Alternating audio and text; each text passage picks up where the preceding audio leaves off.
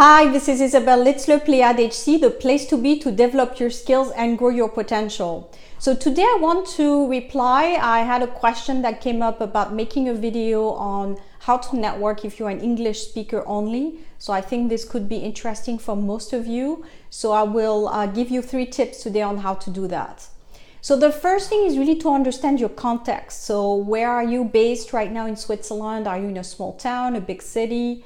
Obviously, most of the networking for English speakers happen in the big cities because that's where the expats hubs are. So if you check online, I will post some links down below to help you where you get started from somewhere. I also wrote a blog where I give you some tips for Geneva.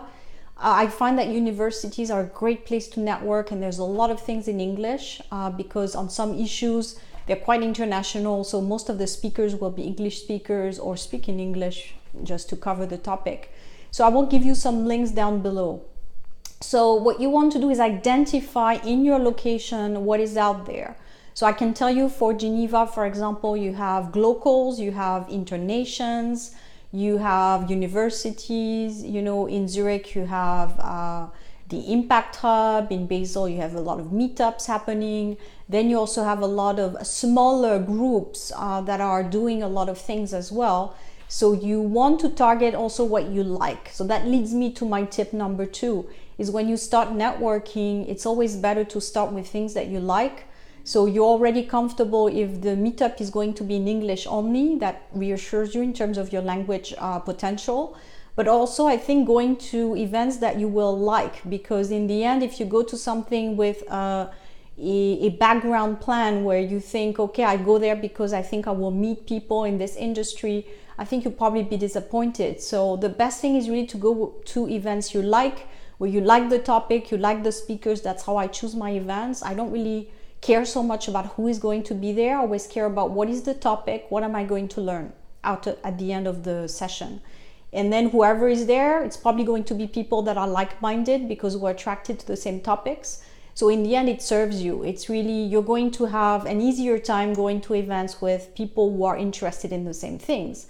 If you go to an event where you don't really like the topic just because you think senior people are going to be there or leaders or what have you, I've done this as well in the past, not anymore. Probably you're disappointed because you will have spent a lot of money to attend. You will find that people are not really like-minded, so they won't necessarily talk to you.